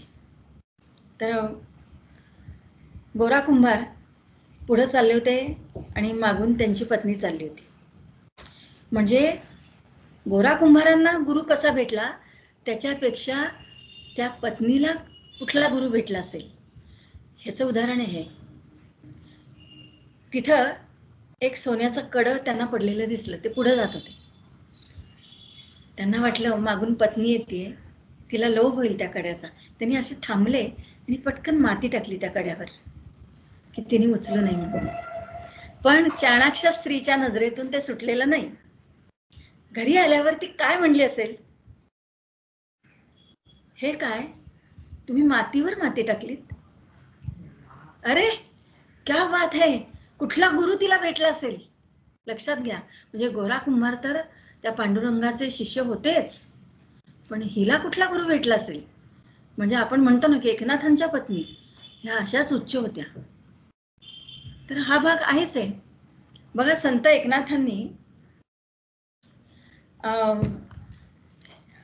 संत एकनाथांना एक प्रश्न विचारला बरं का, एका माणसाने स्वतःच्या भविष्याबद्दल, की मी कसा वागायला पाहिजे, म्हणजे माझ्या भविष्यात काय लिहिलेलं आहे, तर हे मला सांगा. आणि तुम्ही एवढे शांत निर्द्वेषी, कारण त्यांनी पाहिलेलं होतं की त्या माणूस त्यांच्या अंगावर किती वेळा थुंकला आणि तेवढं ते स्नान करून आले काय, आणि शेवटी त्याला म्हणतात की 108 वेळा तुझ्या थुंकण्यामुळे मला चंद्रभागेचं स्नान मिळालं. इतका शांतपणा आहे, तुम्ही कसं शिकलात? आणि मग माझ्या भविष्यामध्ये काय आहे, मी कसं वागायला पाहिजे बरं का. तर पहिल्या प्रश्नाचं उत्तर एकनाथांनी त्यांना असं दिलं की 8 दिवसानंतर तू मरणार आहेस बरं का. तुझ्या भविष्याबद्दल विचारलं असतं तर मी हे सांगतो. तर 8 दिवसांनी तो आला, 9वा दिवस उजाडला, एकनाथांकडे आला, मी जिवंत आहे, मी मेलो नाही. तुम्ही म्हणला 8 दिवसांनी मरणार आहे. ते म्हणतात मग ठीक आहे, नाही मेलाच चांगलं आहे ना, माझं भविष्य खोटं ठरलं. पण ह्या 8 दिवसामध्ये तू कसा वागलास? तो म्हणला काय काय सांगू तुम्हाला, आता 8 दिवसामध्ये मी मरणार. बायकोला इतक्या शिवाशाप देत होतो, तिच्याशी चांगला वागलो, मुलांशी चांगला वागलो, मित्रांशी चांगला वागलो, इतका चांगला वागलो की नाहीतरी मरायचंच आहे आता. मग ते एकनाथांनी असं सांगितलं की मी आता त्याचं उत्तर मी तुला देतो की माझं जे मरण आहे ते उद्या आहे असं मी मानतो आणि त्याप्रमाणे मी वागतो. तसंच तू वागलास ना आता, तसंच म्हणावं. मरण कुणाला माहिती नाही, मृत्यू आपला केव्हाही माहित नाही, गुढ आहे. मग तसंच वागायला पाहिजे दुसऱ्यांशी. असं म्हणजे 8 दिवसात जग सोडून जायचं आहे अशा कल्पनेने मी सदाच वावरतो, म्हणून मी शांत आहे. आता बघा, अजून एक गोष्ट आहे, ज्यांना गुरुकृपा असते ना, किंवा ज्यांना बोध चांगला होतो, तर ते एक राजा होता. त्या राजाच्या पोटी संतान नव्हतं. आता तो राजा म्हातारा व्हायला लागला, तर त्याला असं वाटलं की चांगल्या एखाद्या माणसाला आपलं राज्य द्यावं, पण परीक्षा घ्यायला पाहिजे. त्यांनी काय सांगितलं की नावं द्या मला, कुणाकुणाला राज्य पाहिजे. त्यांना उभं केलं आणि त्यांनी इथं माझ्यापर्यंत यावं. येता येता त्या अनेक माणसांना अनेक प्रलोभनं दाखवली. ती प्रलोभनं पाहत पाहत ते सगळेजण येत होते आणि त्या प्रलोभनांचा जे उपभोग होता ते घेत घेत घेत घेत जे सगळे जे होते लोक, तरुण होते ते, तर ते सगळ्या प्रलोभनांचा उपभोग घेत घेत थांबले. एक मुलगा होता, ती सगळी प्रलोभनं त्याला पण दिसली नाहीत का? दिसली. पण आपलं जे गोल सेटिंग आहे ते त्याला राजाने काय सांगितलं होतं, पहिला माझ्यापर्यंत पोहोचेल त्याला मी देईन. तर तो राजापर्यंत पहिला पोचला. तो पोचल्यानंतर राजाने त्याला विचारलं की इतकं मी काय काय वाटेमध्ये ठेवलेलं होतं, पण त्याला तो भुलला नाहीस का? तो म्हणला काय करायचंय भुलून, मी राजा झाल्यानंतर हे सगळं माझंच आहे ना. इथं कोणी काम केलं? बुधाने काम केलेलं आहे. लक्षात आलं का? हा जो हजरजबाबीपणा आहे किंवा ही जी बुद्धी आहे, ही जी आपण म्हणतो ना ग्रास्पिंग पॉवर, आज सकाळीच शिकवलंय बुध. तर ही जी ग्रास्पिंग पॉवर आहे, ही ग्रास्पिंग पॉवर ही त्याच्याकडे होती म्हणून तो कुठलाही तो म्हणतो मी राजा झाल्यानंतर मला ह्याची काय गरज आहे, नाही का? त्यामुळे पहिलं आपल्याला राजाकडे पोचायचं आहे. हे गोल सेटिंग जे आहे ना, हे गोल सेटिंग शिकवणारे आपल्याला गुरु आहेत. बघा, श्रद्धा ही कशी येतं, मुळापर्यंत जायला पाहिजे. श्रद्धा अशी पाहिजे ना की तो करेल ते प्रमाणे, आपला सद्गुरू जे करेल ते प्रमाणे. काय तो सुख देऊ दे, तेरे फुलों से भी प्यार, तेरे कांटों से भी प्यार. माझ्या आजीचं फार महत्वाचं म्हणजे खूप आवडीचं हे गाणं होतं, नागिन मधलं गाणं आहे बरं का. आता रस्त्याच्या कडेला असणारे जे वृक्ष आहेत, हे वृक्ष 12 महिने टवटवीत राहतात. त्यांना जाऊन कोणी पाणी घालतं नाही, कारण त्यांची मुळं अशी खोलवर रुजलेली आहेत. काय त्यांना म्हणजे ते पाणी ओढून घेतातच. त्यांना परत पाणी, एवढ्या मोठ्या वृक्षाला पाणी घालायची गरज भासत नाही. पण भाताच्या म्हणजे झाडाला पाणी घालायला लागतं ना, भाताच्या रोपांना. कारण का, मुळं किती आहेत, अशी पटकन उचलले की हा झाड हातात येते नाही का, ती खोलवर गेलेली नाहीये. म्हणजे श्रद्धा जर खोलवर गेलेली असेल ना, तर मनुष्य सुखी, समाधानी, शांत, टवटवीत, मनस्वास्थ्य चांगलं राहणारा राहतो. म्हणून गुरूंचा, जो सद्गुरूंचा खरा शिष्य असतो ना, तो कधीच तुम्हाला दुःखी, मरगळलेला, काय असा मान पाडून सतत चौकोनी चेहरा असा तुम्हाला कधीच दिसणार नाही. तर हा भाग श्रद्धेचा आहे. आनंदात असणं ही मानवाची स्वाभाविक अवस्था आहे. म्हणून त्याला आपल्या अध्यात्मामध्ये स्वानंद म्हटलेलं आहे. आनंदाला नुसता आनंद नाही म्हटलेलं, स्वानंद म्हटलेलं आहे. मग रडणाऱ्या माणसाला लोक तो का रडत आहे हे विचारतात, आणि जाऊ दे याचं रडगाणं नेहमीच आहे म्हणून निघून जातात. जो आनंदी असतो ना, त्याच्या आजूबाजूला सगळे लोक येतात. तर हा भाग आहे. आता बघा गुरुचं कसं आहे, तर आता गुरुचा एक शिष्य नवीनच झालेला, हा जो शिष्य आहे हा गुरूंना ऑब्झर्व करतोय आणि तो बघतोय की गुरु चिली मोडतायत. त्याचं लक्ष त्या चिलिमीकडेच. गुरु कशी चिली मोडतात, कशी धरतात, त्याच्यामध्ये काय घालतात, कसा झुरका देतात, याच्याकडेच त्याचं लक्ष बरं का. आणि एक दिवस तो गुरूंना म्हणतो की गुरु महाराज, मी चिलीम फार छान ओढतो, तुम्ही जशी ओढता ना तशीच मी ओढायला सुरुवात केली बरं का. तेव्हा तो म्हणतो, अरे हे माझं काय बघतो तुम्ही, गुरु चिली म्हणतात, माझं जे तत्वज्ञान आहे हे तत्वज्ञान तू बघ ना. बघा, एक गुरु म्हटला की जसं मी म्हणते की प्रत्येक माणसामध्ये गुणदोष आहेत, तसे गुरूंकडे पण आहेत. पण गुरु त्याला सांगतायत, अरे गुरु जो करता है वो मत करो, गुरु जो कहता है वो करो. त्याचं तत्वज्ञान काय आहे ते बघ ना.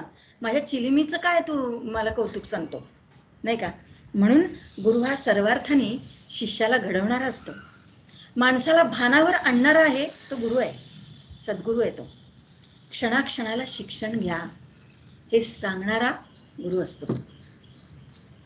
गुरुचा कान धरण्याचा एकच रंग असतो की तुम्ही रंगीबेरंगी व्हा, असा गुरु म्हणतो. हे तुमचं सगळं जे ज्ञान आहे ते ज्ञान कसं झालं पाहिजे, असं सर्वार्थाने असं पसरलेलं असलं पाहिजे, इंद्रधनुष्यासारखं.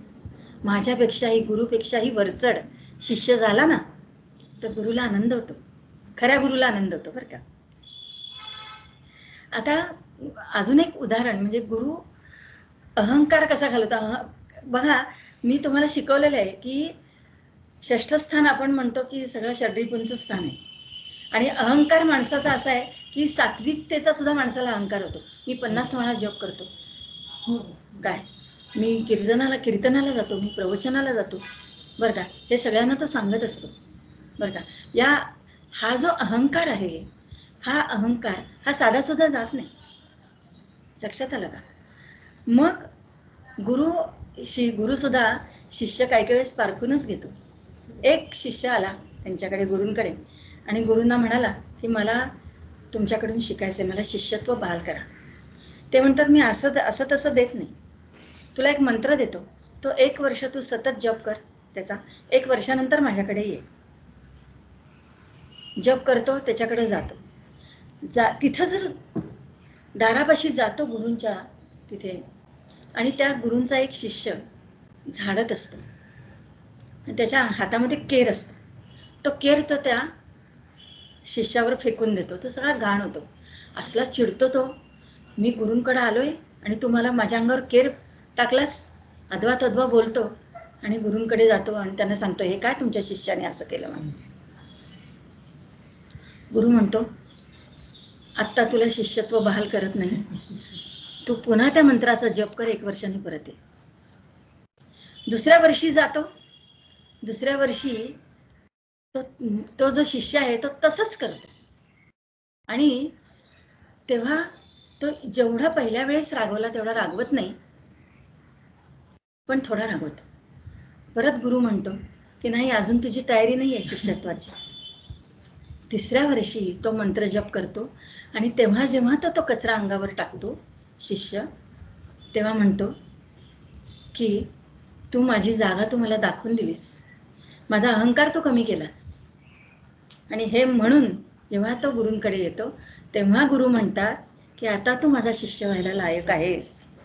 बघा, गुरु म्हणतात की अहंकार हा सोडायलाच पाहिजे. तुम्हाला कुणाला कशाचा अहंकार असतो, त्या भिकाऱ्याला सुद्धा असा अहंकार असतो की तुम्ही जर म्हणलात की अरे एवढा धडधाकट आहेस का नाही काम करत, तर म्हणतो जा जा, तुम्ही एकटेच नाही मला देणारे, म्हणतात की नाही असं. तर हा भाग आहे. त्यामुळे त्या भिकाऱ्याकडे काही नाही तरी सुद्धा तो अहंकार जपतोय, तर हा अहंकार नाहीच चांगला. आता बघा, काही शिष्य फार इरसाल असतात बरं का, भेटतात असे. तो म्हणतो गुरुची परीक्षा घे. मग तो एक फुलपाखरू हातामध्ये धरतो असं मुठीमध्ये आणि तो गुरूंना सांगतो की तुम्ही सांगा आता मला की हे फुलपाखरू मेलेलं आहे का जिवंत आहे. आता शिष्य म्हणजे काय, शिष्याला वाटतं गुरुची आपण परीक्षा घेतो, अरे गुरु तुझ्यापेक्षा वरती पोचलेले आहेत. गुरु म्हणतात की आता तू मला जो प्रश्न विचारला तो तुझ्याच हातात आहे. कारण गुरु जर काहीही म्हणले तरी त्याचं उत्तर कसं खोटं ठरवायचं हे शिष्याच्या हातात आहे ना. तर गुरु म्हणतात की तुझं माझ्याकडून जे उत्तर तुला अपेक्षित आहे ते तुझ्या हातातच आहे बरं का. तेव्हा म्हणजे गुरुची परीक्षा घेण्याची कधी हे करू नये. श्रीकृष्ण आणि अर्जुन, गुरु शिष्याचं नातं प्रसिद्ध आहे. चंद्रगुप्त आणि चाणक्य. चाणक्याने केवढं घडवलं चंद्रगुप्ताला बरं का. कसा हल्ला करू, राज्यांवर कसा हल्ला करू याचं विचारायला चाणक्यांकडे गेला. ते म्हणले जा जेवण करून ये. मग त्याचं उत्तर देतो. ते म्हणते मी आता एवढं विचारायला आलोय आणि जेवणाचं काय पडलंय यांना. तो मनामध्ये चंद्रगुप्ताला असं वाटतं. तो जेवायला बसतो, असा गरम गरम भात असा असतो आणि तो मध्येच हात घालतो. चंद्रगुप्त मध्ये हात घातल्यानंतर काय होणार आहे, गरम भाताला भाजतो असा हात. भाजल्यावर बोटं लाल होतात ना. आणि जेवण झाल्यानंतर येतो, काय झालं, लाल का झाली बोटं. नाही म्हणा असं असं झालं. मग हे शिकवण्यासाठीच तुला मी जेवण करून यायला सांगितलं. कधीही मधल्या राज्यावर कधी हल्ला करायचा नाही. कडेकडेची राज्य जिंकून घ्यायची आणि मग मध्ये हात घालायचा. हे शिकवण्यासाठी तुला मी जेवण करून यायला सांगितलं. असे चाणक्य होते. चाणक्य नीती तर सगळ्यांना माहिती आहे खरं म्हणजे. त्यामुळं बरं जिंकून आले ना चंद्रगुप्त मौर्य की ते पहिले जायचे गुरूंकडे की बघा मी जिंकलो. ते बोलायचे नाहीत, आधी सगळ्यांचा मोबदला दिलाय का तू, तो देऊन येईन मग माझ्याकडे ये. इतके कडक होते चाणक्य. लक्षात आलं का. मग विचारांमध्ये जे परिवर्तन आहे हे गुरु करतो. गुरु आतून शांत असला पाहिजे, विचारी असला पाहिजे, तणावमुक्त असला पाहिजे स्वतःच गुरु. लक्षात आलं का. जो ज्ञानी असतो ना त्याला दुःख कमी होतं. सुख आणि दुःख ह्याच्यामध्ये एक कॉमन गोष्ट आहे. ती कुठली आहे तर ख. सुख आणि दुःख यामध्ये ख हा कॉमन आहे. ख म्हणजे काय तर ख म्हणजे आकाश, नाही का. मग ह्या सुख आणि दुःखातला भेद समजून देण्याचं जे काम आहे ना ते गुरु करत असतं. आसक्तीकडून अनासक्तीकडे नेणारा जो असतो तो खरा गुरु आहे. गुरु ज्ञान देतो. ज्ञान म्हणजे जाणणं, ज्ञान म्हणजे जाणीव. तुझं आहे तुझं पाशी परी तू जागा चुकलासी हे सांगणारा गुरु आहे. लहान मुलाला चाली चाली चाली चाली करत आई शिकवते की नाही पहिलं, कसं आहे तर ती म्हणून तर ती पहिली गुरु आहे. शिक्षक काय करतात तर शिक्षक इन्फॉर्मेशन देतात तुम्हाला. गुरु काय करतात तर गुरु ज्ञान देतात, जाणीव करून देतात. ते काय सांगतात, सितारों से आगे और भी जहां है, नाही का. मग इथून तिथे हात धरून नेतो तो सद्गुरू आहे. गुरु काय करतो तर गुरु आपल्याला आपलं जीवन पाहण्याची नजर देतो, तर तो गुरु आहे. लक्षात आलं का. कालिदासाला सुद्धा एकदा जो अहंकार झाला तर प्रत्यक्ष शारदा मी लहान मुलीचं रूप घेऊन त्याचा अहंकार दूर केलेला आहे कालिदासाचा. तर असे हे गुरु आणि असे हे शिष्य. तर असा हा भाग आहे की गुरु शिष्य या नात्याबद्दल जेवढं बोलावं तेवढं कमी आहे, परंतु मी खूप वेळ घेतलेला आहे सगळ्यांचा. तर तुम्ही सर्वांनी माझं व्याख्यान ऐकून घेतलं त्याबद्दल धन्यवाद. आणि आता पुढची सूत्र मी सौरभकडे देते. सौरभ हा माझा अतिशय हुशार विद्यार्थी, म्हणजे इंजिनियर आहे स्वतः. तो शास्त्रीमध्ये पुण्यामध्ये प्रथम आलेला विद्यार्थी आणि आता त्याची स्वतःचे क्लासेस काढलेले आहेत. याच्यासारखा आनंद गुरूंना दुसरा नाही आहे. लक्षात आलं का की जो स्वतः क्लास घेतो म्हणजे त्याने किती अजून ज्ञान जमवलेलं असेल, बरोबर आहे का नाही. तर असा हा सौरभ. तर सौरभकडे फार गोड काम दिलेलं आहे, आभार मानायचं. ओके, अनम्यूट कर. नमस्कार सगळ्यांना. तुम्ही आज जे म्हणजे गुरु आणि शिष्य यावरती तुम्ही बोलायला मला संधी दिली त्याबद्दल मी अतिशय आभारी आहे. आणि हे म्हणजे मला जे म्हणायचं असतं ते म्हणण्यासाठी तुम्ही मला एकदम चांगली व्यासपीठ दिली. मला वाटतं की त्याबद्दल पुन्हा एकदा गुरु शिष्यांच्या नात्यांबद्दल जेव्हा मॅडम म्हणते तेव्हा मॅडम मी अतिशय समर्पक वेगवेगळी उदाहरणं देत आणि अतिशय वेगवेगळ्या पद्धतीने आपल्याला समजवायचा प्रयत्न केला.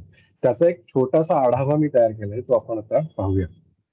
तर गुरु शिष्याचं नातं जे आहे ते मॅडम म्हणतात अतिशय नाजूक नातं आहे. प्रत्येक गुरूंच्या अंगी जो व्यास मुलींचा भास असतो हे आपण प्रत्येक शिष्याने लक्षात ठेवायला पाहिजे. आता मग ते म्हणतात की शिष्य कसा असायला पाहिजे, तर अहंकार सोडून प्रयत्नांची पराकाष्ठा करणारा जो असा शिष्य असला पाहिजे. आणि मग त्याच वेळेस गुरूंकडनं प्रेरणा घेणारा सुद्धा हा शिष्य असायला पाहिजे. तर त्यांनी सांगितलं की आपल्याला पहिला गुरु कोण आपल्या आयुष्यातला, तर पहिला गुरु हा माता, त्यानंतर पिता आणि त्यानंतर जे आपल्याला शिकवणारे आचार्य असतात ते आपले गुरु असतात. मग गुरुनी काय द्यायला पाहिजे, तर गुरुनी शिष्याला योग्य ज्ञान द्यायला हवं. आणि मग असा हा शिष्य कोणत्या पद्धतीने आपल्याला समजवला, तर नचिकेताप्रमाणे आपण असायला पाहिजे.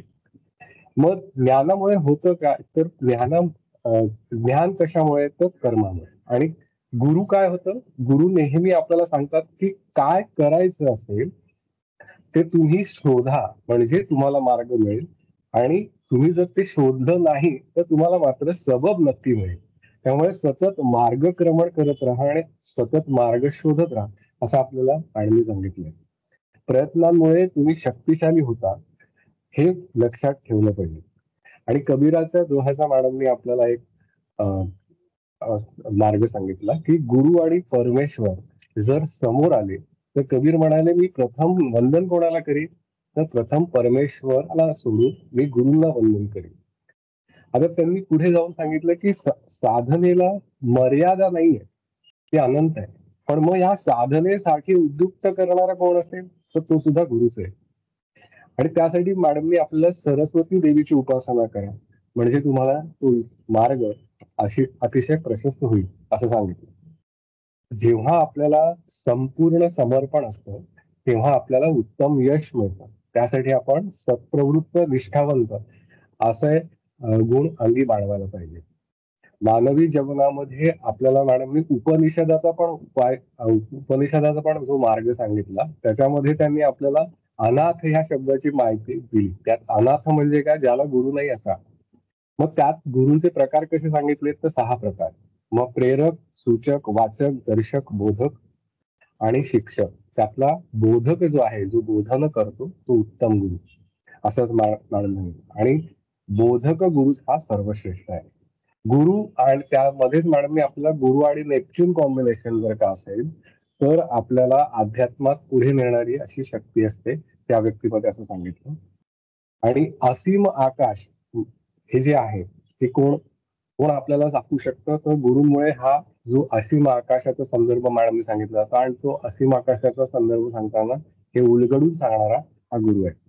मॅडमने त्यामध्ये अनेक संत रामदास आणि संत एकनाथ, संत तुकाराम यांचे पण आपल्याला उदाहरणं दिली.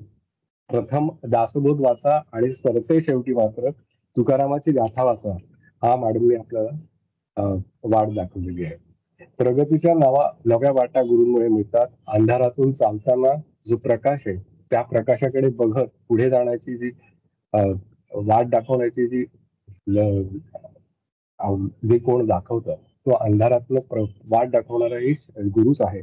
आणि काहीही मग त्यावेळेस गुरु शिष्याने कसं असायला पाहिजे, प्रथम स्वतःला विचारायला पाहिजे काही मिळवायचं आहे तर मी कधी मिळवणार, तर आत्ताच मिळवायला पाहिजे, आता नाही तर कधी, हा प्रश्न विद्यार्थ्यांनी प्रत्यक्ष सतत म्हटलं पाहिजे, स्वतःशी विचारलं पाहिजे. शिष्य चौकस हवा, निरीक्षण शक्ती उत्तम हवी, अपयशाची जबाबदारी स्वीकारणारा हवा आणि पुढे अपयश जरी आलं तरी पुढे चालत तू नक्की शिखर गाठशील असा गुरूंनी प्रेरणा द्यायला हवी. असे मनासाठी मग मन खंबीर करायचं असेल तर ध्यानधारणा करा. शरीर उत्तम राहण्यासाठी तुम्ही व्यायाम करा आणि बुद्धी तल्लख ठेवण्यासाठी ज्ञान पिपासू राहा असा संदेश मॅडमने आपल्याला दिला आहे. त्याबद्दल त्यावेळेस त्यांनी हेलन केलर आणखी फोर्ड यांची उदाहरणं दिली. फोर्ड म्हणतात सतत शिकत राहा आणि हेलन केलर म्हणतात एक दार जर बंद झालं तर दुसरं दार आपल्यासाठी ओपन आहे, त्याचा मात्र नक्की लक्षात ठेवा. आणि त्यांनी एक फार सुंदर उदाहरण दिलं की वर्तमान काळामध्ये इंग्रजीमध्ये प्रेझेंट असं म्हणतात. तर प्रेझेंट काय आहे, तर वर्तमान हा तुम्हाला एक मिळालेलं गिफ्ट आहे, प्रेझेंट आहे. ह्याचा विचार सतत करा म्हणजे तुम्ही प्रेझेंट मध्ये राहाल. त्या तळहाटाच्या रेषांमध्ये गुंतून जाताना मनगटाचा विसर करायचा नाही. म्हणजे सतत आपण प्रयत्नशील राहिलं पाहिजे आणि प्रयत्नशील राहूनच आपण एखादं कर्म करत राहिलं पाहिजे. हा एक संदेश मॅडमने आपल्याला दिलाय. मग गुरु म्हणजे काय, तर गुरु म्हणजे संरक्षण, गुरु म्हणजे दर्शन. आणि लहान मुलाला हातात हात धरून चालवणारी जी आई आहे त्या पद्धतीने आपला गुरु आपल्याला मार्गदर्शन करत असतात. ज्ञानाला जेव्हा अनुभूतीची जोड लागते आणि ज्ञान हे जसं सिद्ध होत जातं तसं आपलं जीवन संपन्न होत जातं. आणि ह्या संपन्न जीवनासाठी गुरुची अत्यंतिक आवश्यकता असते. त्यामध्ये गुरुनी म्हणजे हा प्रयत्न साधण्यासाठी मॅडमनी आपल्याला प्रथम गणेशाला वंदन नाही, प्रथम देवीला वंदन, नंतर गणेशाला वंदन आणि त्यानंतर दत्त उपासना करा. आणि मग काही आपल्याला दत्त उपासनेतल्या अत्रिनंदन म्हणजे काय, ते कसे आद्य गुरु आहेत याबद्दल आपल्याला मार्गदर्शन केलं आहे. त्याचबरोबर 15 जुलैला जसा सूर्य बदल झालाय तो सूर्य बदल हा अतल ह्या ठिकाणी झालेला आहे, मध्ये प्रवेश केलेला आहे. त्यामुळे आपण गुरुपौर्णिमा करतो आणि त्यामुळे त्या स्मरणामुळे जो आता आपल्याला होणारा त्रास आहे तो आपण कमी करत असतो असं आपल्याला मॅडमनी सांगितलंय. त्याचबरोबर मॅडमनी आपल्याला अनेक उदाहरणं देताना अब्दुल कलाम, अमिताभ बच्चन किंवा 27 वर्ष तुरुंगात राहणारे नेल्सन मंडेला ह्यांनी कसा शांतीचा किंवा प्रेमाचा संदेश दिला त्याबद्दल मॅडमने आपल्याला माहिती दिली. त्याचबरोबर मॅडमनी रामकृष्ण परमहंसांचा आणि विवेकानंदांचा संवाद सांगितला की मंदिर बांधायचं होतं तेव्हा विवेकानंद म्हणाले की मी बांधतो आणि मग ते बांधलं गेलं नाही तेव्हा रामकृष्ण म्हणाले अरे ते मी सोडून दे म्हणजे तुझा प्रवास नक्की सुखकर होईल आणि ते मंदिर बांधलं जाईल. तेव्हा प्रत्येक शिष्याने मी पण सोडलं पाहिजे आणि अतिशय नतमस्तक होऊन ज्ञानाची अर्चना केली पाहिजे हे लक्षात ठेवायला पाहिजे. त्याचप्रमाणे मॅडमनी आपल्याला गुरु शिष्याच्या नात्यासाठी भगवान श्रीकृष्ण आणि अर्जुन तसेच राजा चंद्रगुप्त आणि चाणक्य यांची पण उदाहरणं देऊन आपल्याला समजवलं आहे. आणि सुख व दुःख ह्याच्यामध्ये जो मधला एकच जे अक्षर महत्वाचं आहे ते म्हणजे ख. आणि ख म्हणजे आपल्याला आकाश, आणि आकाशात म्हणजे आकाशाची आपल्याला गवसणी घालायची आहे. आणि आसक्तीकडून अनासक्तीकडे नेणारा हा गुरु असतो. आणि त्याच्यावर आपण अतिशय आढळपदी अंबरात बसवले दुहाला तशी अटळ श्रद्धा ठेवून आपण पुढे मार्गक्रमण करायला पाहिजे. म्हणजेच आपल्याला गुरु हा आपल्याला एक जीवन जगण्याची नजर देतो किंवा दृष्टी देतो असं आपल्याला मॅडमनी सांगितलं आहे. तर असा आजचा जो काही मॅडमनी आपल्याला अतिशय सुंदर व्याख्यान दिलं, त्याचा जो काही थोडाफार मला समजलेला भाग आहे तो तुमच्यापर्यंत ठेवण्याचा प्रयत्न केला. मॅडम, अतिशय सुंदर व्याख्यान झालं. प्रत्येक गोष्ट आम्ही नक्की अंगी बाळगण्याचा प्रयत्न करू. धन्यवाद मॅडम. आणि आज बोलायला दिल्याबद्दल अतिशय धन्यवाद.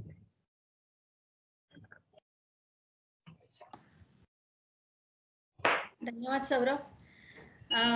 पुढच्या महिन्यामध्ये आपली जी नक्षत्रांची मालिका चालू आहे ते नक्षत्रांचं व्याख्यान होईल. दर महिन्याला आपण आदिशक्तीतर्फे आपण व्याख्यानं घेत असतो. त्यातलं या महिन्याचं व्याख्यान मी दिलं. पुढच्या महिन्यामध्ये एक नक्षत्रांवर जे राहिलेली नक्षत्र आहेत त्याच्यावर व्याख्यान होईल. तुमच्या सर्वांचेही धन्यवाद. आणि आज आपण थांबूया. ठीक आहे. धन्यवाद मॅडम. धन्यवाद सौरभ. धन्यवाद सौरभ. मॅडम, ते बंद करता. केलं. केलं. चालेल. ठीक आहे. Thank you madam. अच्छा, थँक्यू. Thank you madam.